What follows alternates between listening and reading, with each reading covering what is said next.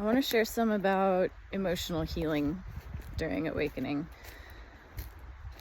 because I, in the past, have had a lot of misconceptions about what that means exactly, and a lot of preconceived notions based on what my own concept was of what the word healing meant.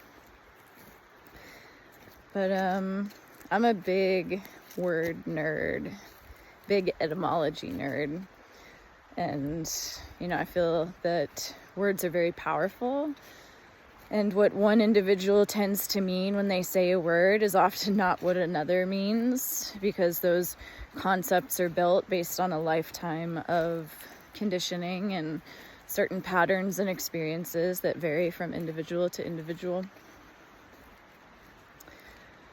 So the word heal comes from, I believe it's Old English. I think it's halal, something like that. But that word means to make whole. And I feel that the Western, modern way that the word healing is used is very gooey and gooey and lovey and yummy. And that's not what I mean when I say healing, as it relates to awakening. And, healing has a lot of connotations around, at least the way that it's used commonly, kind of has to do with at least the way that I've tended to use it in the past, and the way that I hear it used a lot in certain communities, is kind of to polish something, to fix, to improve, or to get rid of something that we deem distasteful, or something that we don't like. But if we kind of go back to the root of this word, which means to make whole, and if you think about, wholeness in general, oneness, everything already is whole. So healing in terms of, when we talk about making something whole, is simply to drop the veil, to drop the illusion, and the idea that it is not already that. So at least when I speak to, and others that I've heard talk about this sort of thing, there's a few others that use this term really well. But healing is really disillusionment. It's, at least when it comes to awakening, it's not to polish something, it's not to get rid of things, it's not to improve yourself, it's not to fix. It is a dissolving. Healing is a dissolving of identification with that which is, that which exists within you, because it's all of it. It's the rage, it's the anger, it's the grief, it's the victim, it's the perpetrator. Every role that you can imagine exists within you to a degree, and you have played, and you play out. That is the nature of life, of being human. Anything that you can see in nature resides within you. Any act that you have seen throughout human history, the most gruesome things, the energy behind that lives within you. And to heal, it's like an emptying out process. It's an emptying of the identification with those things. So it's not just polishing. It's not taking something and saying, okay, how can I make this better? It's getting outside of that paradigm entirely. It's moving beyond the paradigm of fixing or getting rid of something. It's to transcend all of that. Because those things exist within duality. And true healing, true wholeness, true oneness is not two. It's not two. So there are no polars, there are no opposites, there's no pair of opposites that exist within the realm of, the relative world.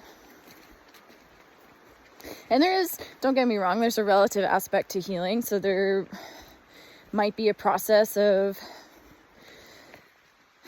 looking into what you might call psychology and attachment theory and trauma and all of these things, but the relationship with it, when it is done in the context of awakening, is so different than when it is done in the context of making a someone better.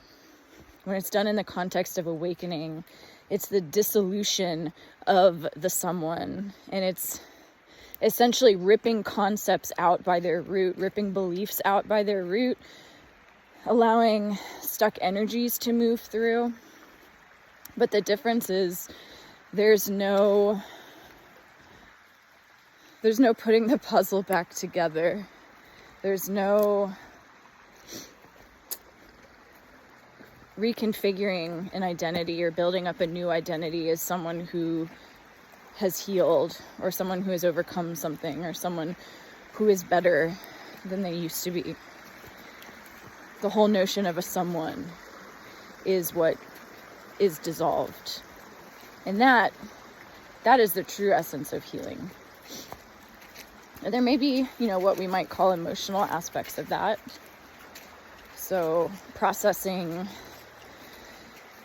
energies that are stuck, or acknowledging, emotional experiences that have been long suppressed and cast aside and hidden, often even from ourselves. So hidden in kind of the unconscious mind by, the deep roots of our programming. And it's literally turning over every stone and illuminating every shadow spot until the attic is completely cleared. It's not only emptying the attic, but sweeping all the cobwebs, polishing the floors. It's not, renovating the attic, it's tearing the fucker down. It's tearing the fucker down. And that is really, it's uncomfortable. It has been an extremely challenging, uncomfortable process here. And it's ongoing. There are still things that are being seen and moved into. But the relationship with all of these things has changed. There's like a curiosity now. It's not like how can I get rid of this thing or transcend this thing that I don't like, or avoid this uncomfortable thing, chase bliss and enlightenment and perfection so that I don't have to feel suffering or acknowledge these horrible parts of myself and these really painful things that I've been through. It's the complete opposite. It's actually moving into the pain.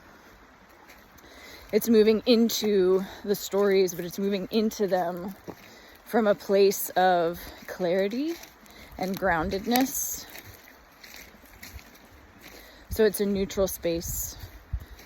So it's letting the unconscious dance in front of conscious awareness until it liberates itself. Just fucking cool. It's fucking cool. But it has been really hard. There's been really, really deep grief here as this process has unfolded. And as there's been a realization that, holy shit, I've never actually existed.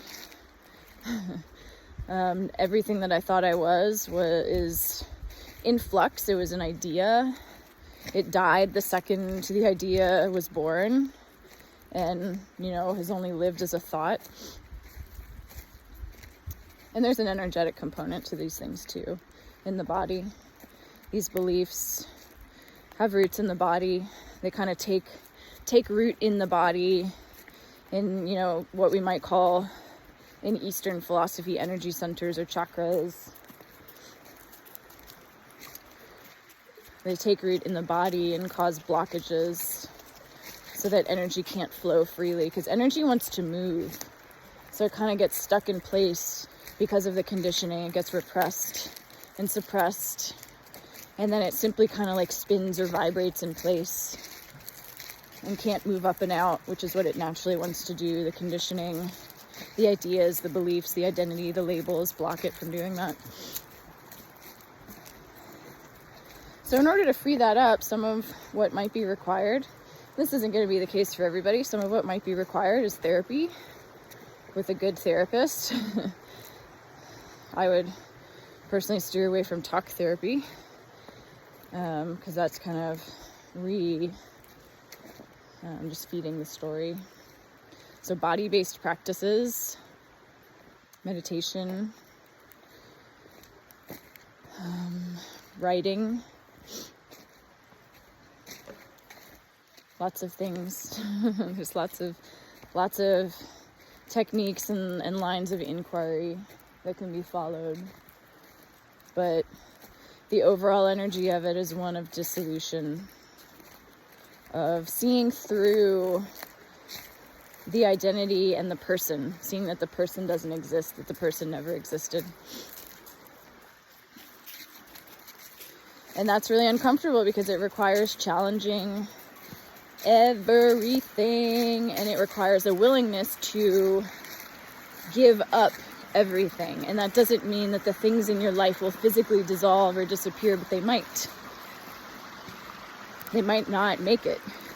Like your relationships might not make it, your career might not make it, but that's not the hard and fast rule. But in this process, if it is truly being undertaken, there are these moments where there's a confrontation with what is being asked to be let go of. And those are the moments where we get scared and often turn around or get stuck for a while, or kind of camp out, post up, and just spin in little purposeful circles for a while until we realize what we're doing and get tired of it. Or, some of us never get beyond the circles. The mind is really really resilient, and it convinces us that we're not moving in circles. It convinces us that we're going somewhere, that what we are doing has merit, that the effort we're putting in is taking us somewhere, when in reality the mind and the doing is a distraction. It's a distraction from what is actually happening. And the doing is very future oriented. It's okay, if I do this now, then at some future point I will be liberated. But liberation is the natural way of things. Liberation is all that is. Everything already is liberated. Everything is already whole. Everything is that which you seek. And it's simply coming to recognize that moment by moment by moment. And I'm not claiming to live there permanently. I kind of waffle in and out at this point still. There's very deep kind of physical discharges in the body that are happening. Old energies, stale energies moving through, blockages unblocking, places of contraction that are opening and letting go. And it's uncomfortable. It can be, physically painful. And there's so much fear. There has, at least for me, there's been so many moments of a deep fear of just that clinging, just clinging. Like, I can't let go. I don't know who I am without this thing. I can't exist without this thing. And then the letting go happens, and it's like freedom. It just feels like taking a breath for the first time. And it's wonderful, and it's seen that there was never anything to be afraid of. There was never anything to fear, even when things are, you know, in our life are lost. When relationships fall away.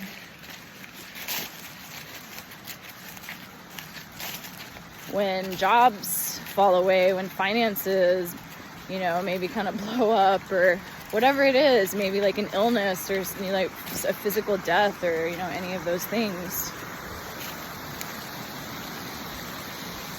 The gripping is what creates the suffering, and it's the embrace, the full embrace of complete uncertainty and unknowability, total unknowability, pure potentiality. It's the total embrace of those things that is liberation. So that's all that there is. That's all that there's ever been.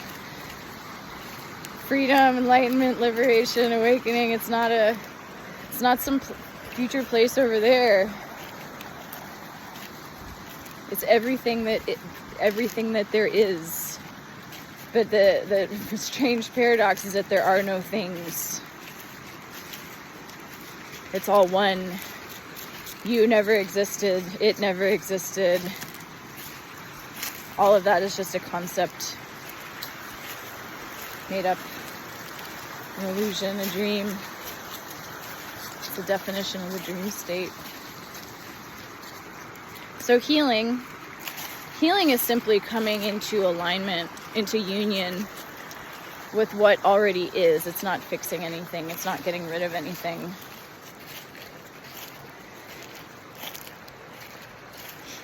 And it's a very personal, you know, highly individual, you know, I recognize the paradox in that there are no individuals, and yet the way that this looks for each individual is very unique. And it's something that has to be done internally. Like there's, you know, the internal guidance system. Like there is no inside and outside. But if you're, you know, leaning on guidance from the outside to the exclusion of the inside, you're only getting half the picture. You know, that's only half of the whole. And so that is going to lead to confusion, and then vice versa. If relying solely internally and excluding the external, again, that's only half of the whole. And that's not to say that, you know, autonomy should be given away, because the only teacher that's needed is your life. Is the only teacher that you need. Only. That's it. If you pay attention, that's it. So healing, it's not what we think of in the West when it comes to awakening. It's not polishing yourself. It's not improving yourself. It's not discarding aspects of yourself. It's not necessarily even like expanding yourself so that it's so big that it includes everything. It's seeing simultaneously that you are all of it and you are nothing, that you never existed. But paradoxically, it's all what you are. And it can't be otherwise. Strange stuff. Really strange stuff. Really strange stuff, but that's all I got. Take care.